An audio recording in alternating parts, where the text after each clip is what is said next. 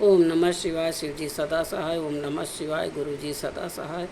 जय गुरु जी। सुप्राना गुरु जी। अनंतम अनंतम सुप्राना गुरु जी।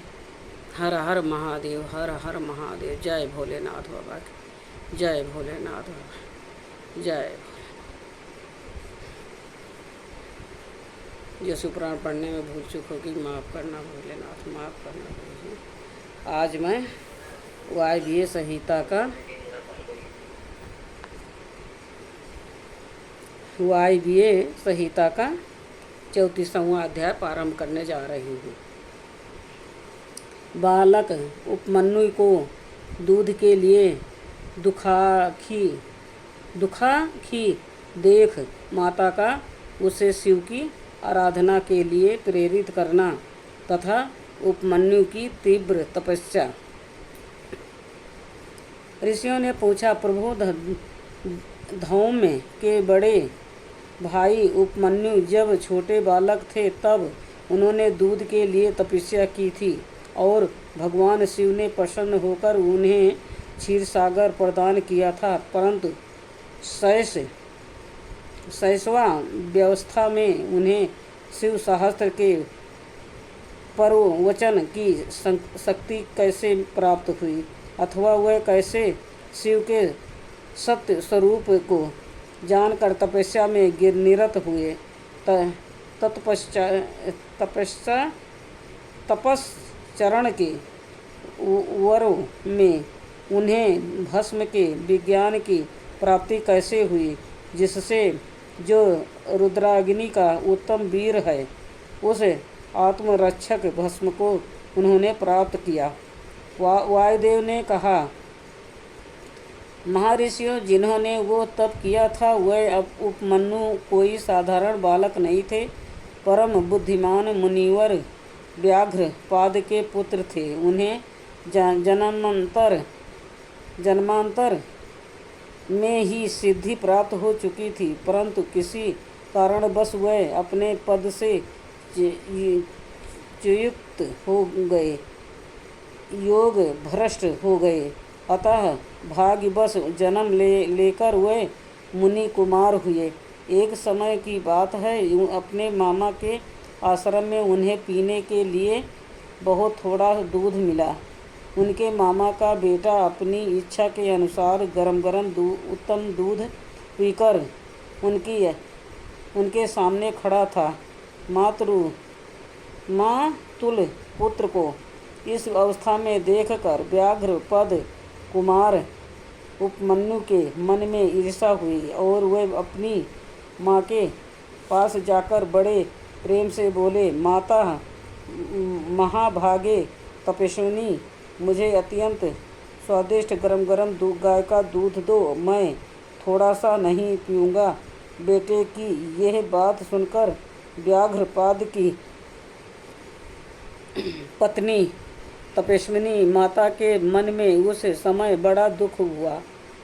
उसने पुत्र को बड़े आदर के साथ छाती से लगा लिया और प्रेम पूर्वक लाड प्यार करके अपने निर्धनता का स्मरण खोज आने से वो दुखी हो विलाप करने लगी। महातेजस्वी बालक उपमन्यु बारंबार दूध को याद करके रोते हुए माता से कहने लगे, माँ दूध दो, दूध दो। बालक के उस हठ को जानकर उस तपस्विनी ब्राह्मण पत्नी ने उसके हठ के निवारण के लिए एक सुंदर उपाय किया। उसने स्वयं उच्च वृद्धि से कुछ चीज़ों का संग्रह किया था। उन बीजों को देखकर उसने तत्काल उठा लिया और पीसकर पानी में घोल दिया। फिर मीठी वाणी में बोली, आओ आओ मेरे लाल। यूँ कह बालक को शांत करके हृदय से लगा लिया और दुख से पीड़ित हो उसने कृत्रिम दूध उसके हाथ में दे दिया। माता के दिए हुए उस बनावटी दूध को पीकर बालक अत्यंत व्याकुल हो उठा और बोला, माँ ये दूध नहीं है। तब वो बहुत दुखी हो गई और बेटे का मस्तक सूंघ कर अपने दोनों हाथों से उसके कमल सदृश नेत्रों को पोंछती हुई बोली, बेटा, अपने पास सभी वस्तुओं का अभाव होने के कारण दरिद्रता बस मुझ अभागिनी ने पीसे हुए बीज को पीने में घोल ये तुम्हें मिथ्या दूध दिया था। तुम्हें दूध नहीं दिया।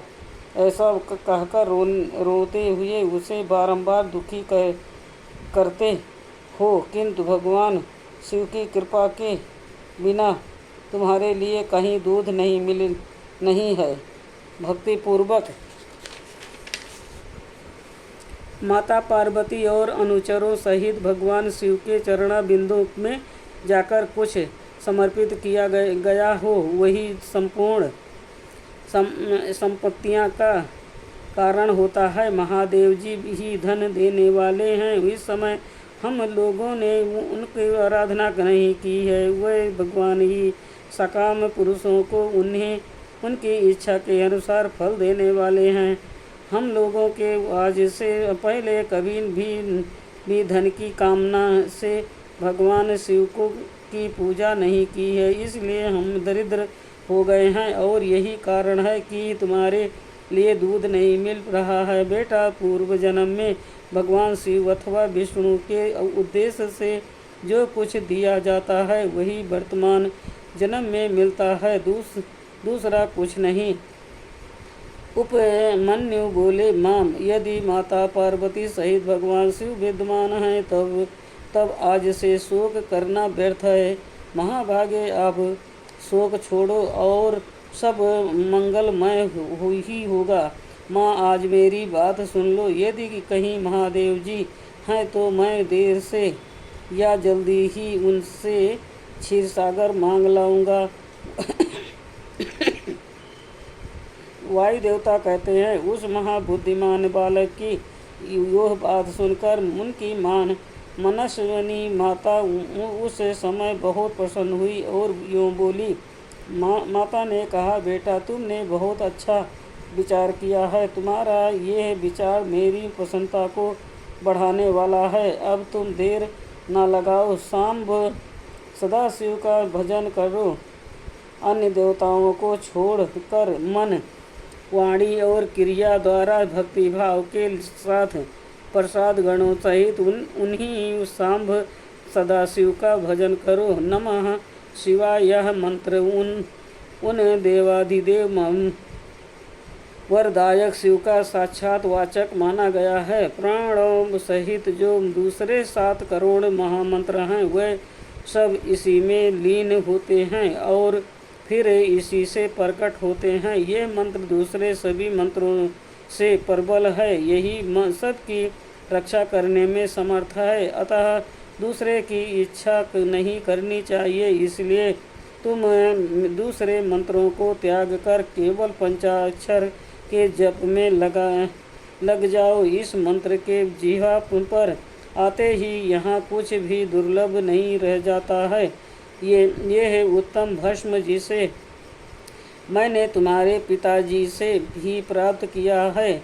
ये बिरजा होम की अग्नि से सिद्ध हुआ है, अतः बड़ी से बड़ी आपत्तियां का निवारण करने वाला है। मैंने तुम्हें जो पंचाक्षर मंत्र बताया है उनको मेरी आज्ञा के ग्रहण करो। इसके जप से ही शीघ्र तुम्हारी रक्षा होगी। वायु देवता कहते हैं, इस प्रकार आज्ञा देकर और तुम्हारा कल्याण हो। ऐसा कहकर माता ने पुत्र को विदा कर दिया। मुनि उपमन्यु ने उस आज्ञा को सिरोधार्य करके ही उनके चरणों में प्रणाम किया और तपस्या के लिए जाने की तैयारी की। उस समय माता ने आशीर्वाद देते हुए कहा, सब देवता तुम्हारा मंगल करें। माता की आज्ञा पाकर उस बालक को दुष्कर तपस्या आरंभ की। हिमालय पर्वत के एक शिखर पर जाकर उपमन्यु एकाग्रचित हो केवल वायु पीकर रहने लगा। उन्होंने पाठ ईंटों का एक मंदिर बनाकर उसमें मिट्टी के शिवलिंग की स्थापना की। उसमें माता पार्वती तथा गणों सहित अविनाशी महादेव जी का आवाहन करके भक्ति भाव से पंचाक्षर मंत्र द्वारा ही बन के पत्र पुष्प आदि उपचारों से उनकी पूजा करते हुए वह चिरकाल तक उत्तम तपस्या में लगे रहे। उस एकाकी कृष काय बालक दुज वर उपमन्यु को शिव में मन लगा कर तपस्या करते देख मरीच के साप से पिचास भाव को प्राप्त हुए कुछ मुनियों ने अपने राक्षस स्वभाव से सताना और उनके तप में विघ्न डालना आरंभ किया। उनके द्वारा सताए जाने पर भी उपमन्यु किसी प्रकार तप में लगे रहे और सदा ओम नमः शिवाय का अर्थ नाद की भांति जोर जोर से उच्चारण करते रहे। उस शब्द को सुनते ही उनकी तपस्या में विघ्न डालने वाले वह मुनि उस बालक को सताना छोड़कर उसकी सेवा करने लगे। ब्राह्मण बालक महात्मा उपमन्यु की उस तपस्या से संपूर्ण चराचर जगत प्रदीप्त एवं सतप्त हो उठा। आज का 34वां वायव्य संहिता का 34वां अध्याय संपूर्ण हुआ। ओम नमः शिवाय। शिव जी सदा सहाय। ओम नमः शिवाय। गुरु जी सदा सहाय। जय गुरु जी।